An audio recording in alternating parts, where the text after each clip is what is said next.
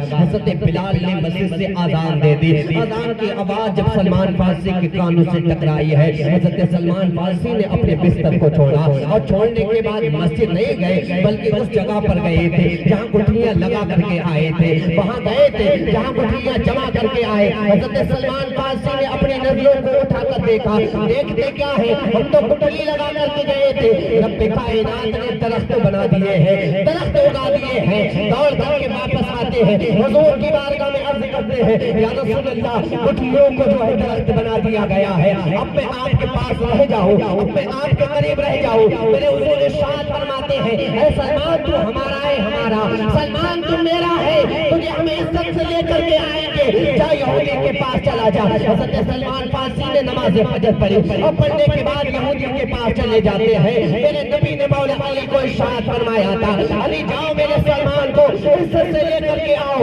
اور اسے بتا دو تیرے 100 درخت لگ چکے ہیں اور ان پہ کھجور بھی آ گئی ہے اور وہ کھجور پک بھی گئی ہے. مولا علی چلے ہیں، جانے کے بعد دروازے پہ دستک دیتے ہیں، اندر سے آواز آتی ہے، من دخل باب، دروازہ کس نے بجایا؟ مولا علی فرماتے ہیں، انا علی ابن ابی طالب، میں علی ابن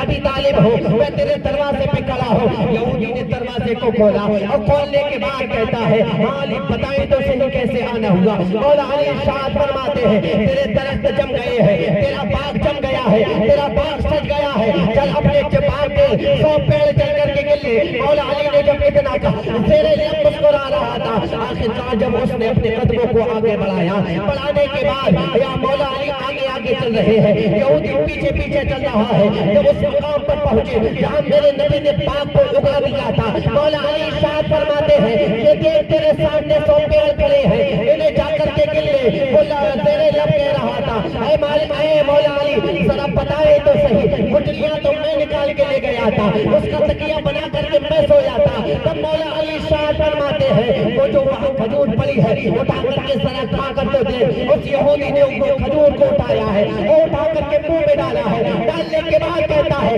علی یہ تو بتائے اس کی گٹھلی کہاں چلی گئی ہے؟ علی ارشاد فرماتے ہیں، جس نبی نے انڈے کا سونا بنایا، مٹی کی چاندی بنائی تھی، مجھے کیا لگتا ہے اس کے ساتھ کسی گٹھلی کے محتاج ہو؟ سن لے یہودی، گٹھلی تو نکال کے لے گیا تھا، میرے نبی کا نبوت والا ہاتھ مٹی پہ لگ گیا تھا، اور جہاں محبوب کا ہاتھ لگ جائے اللہ وہاں برکتی عطا فرماتے. نعرہ تکبیر،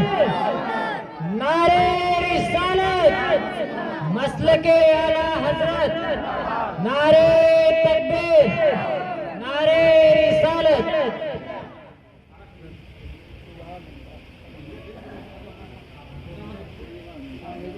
میرے نبی جو چاہتے ہیں وہ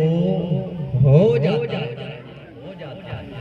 اسی لیے اعلیٰ حضرت فرماتے ہیں، لا ورب العرش، جس کو جو ملا ان سے ملا، بڑھتی ہے کونین میں نعمت رسول اللہ. ایسے نبی کا امتی ہمیں بنایا گیا ہے کہ جس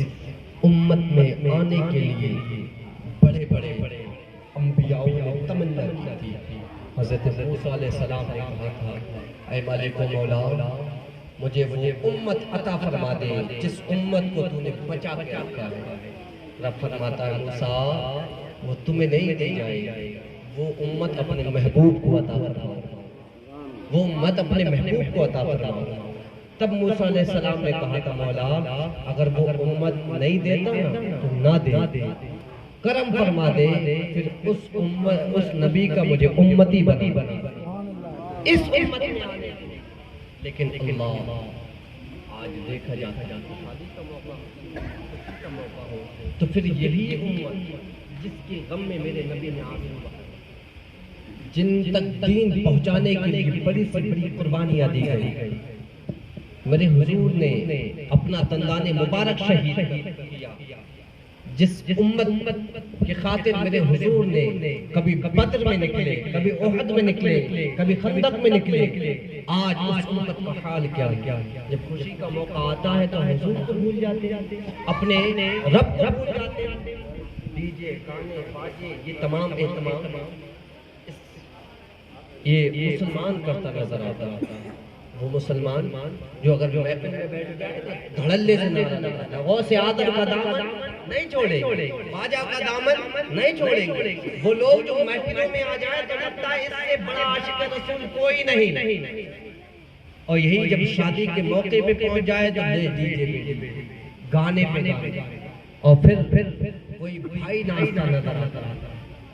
کوئی دوست ناچتا نظر آتا ہے، لیکن تعجب تو اس وقت ہوتا ہے صاحب جب جوان بیٹا ناچتا ہوتا ہے نا، تو باپ بھی کھڑا ہو کر کے دیکھتا ہے، ماں بھی کھڑے ہو کر کے دیکھتی ہے، بہنیں بھی دیکھ رہی ہیں، چچا بھی کھڑا ہے، لیکن بے شرم و بے حیاء و بے غیرت بن کے کھڑا ہے، اپنے بھی کھڑے ہیں، رشتہ دار بھی کھڑے ہیں، بیگانے بھی کھڑے ہیں، پھر یہ ننگا ناچ ناچا جاتا ہے، پھر یہ کہتے ہیں کہ برکتیں نہیں ہو رہی ہیں، رحمتیں نہیں ہو رہی ہیں، پھر بھوت نے پکڑ لیا ہے، شیطان نے پکڑ لیا ہے، اور ہماری جو اولاد ہے وہ نافرمان پیدا ہو رہی ہے۔ یاد رکھ پیارے،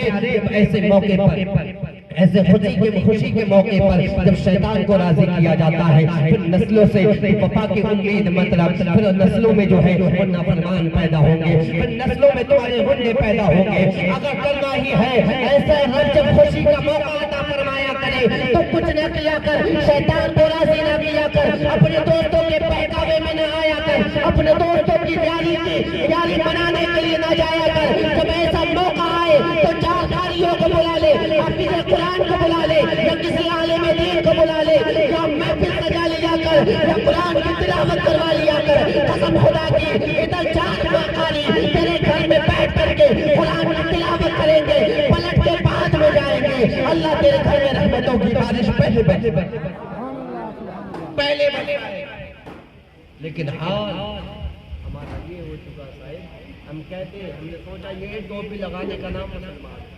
کرتا پاجامہ پہننے کا نام مسلمان ہے، مور مسلم کھینچنے کا نام مسلمان، ہم نے تو بس یہی سوچا، ہم نہیں سوچتے دین ہم تک کیسے کتنی محنت مشقت کے ساتھ آیا گیا۔ کبھی ہمارا ننھا علی اصغر جاتا تب ہمیں اس کی قدر معلوم ہے، کبھی ہمارے اور محمد جاتے تو ہمیں اس کی قدر معلوم ہے، کبھی ہمارا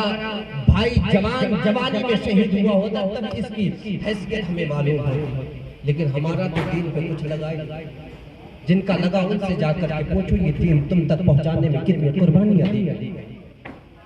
لیکن ہم ایسے غفلت کی چادر اوڑھ کر کے سو رہے ہیں، نہ ہمیں موت کی فکر ہے، نہ ہمیں قبر کی فکر ہے، نہ ہمیں حشر کی فکر ہے، نہ ہم یہ سوچتے ہیں کہ اللہ کے سامنے بھی کھڑا ہونا ہے، اسے زندگی کے بارے میں جواب دینا ہے۔ کیا لگتا ہے اگر تم کسی ایک مزدور کو 8 گھنٹے کی مزدوری دیتے ہو 400 روپے تو تم اسے پانی پینے کی مہلت نہیں دیتے، کھانا کھانے کی مہلت نہیں دیتے، تم اسے تھوڑی دیر بیٹھنے کی اجازت نہیں دیتے، تم یہ کہتے ہو 800 دیا ہے پوری مزدوری کرنا ہوگی، پورے وقت کام کرنا ہوگا، تو یہ کیوں بھول جاتے ہو؟ جس رب نے تمہیں زندگی عطا فرمائی ہے، جس رب نے تمہیں آنکھیں دی ہے، اسی نے تمہیں زبان دی ہے، اسی نے تمہیں زندگی دی ہے، اسی نے تمہیں مال و دولت دی ہے، اسی نے تمہیں ماں باپ جیسی عظیم ہستیاں دی ہے، کیا لگتا ہے اس نے زندگی دی ہے تو تم سے سوال نہیں کرے گا؟ یاد رکھ میرے حضور فرماتے ہیں رب کائنات اس وقت تک اپنے سامنے سے ہٹنے نہیں دے گا جب تک تم سے سوال نہ کر لے گا۔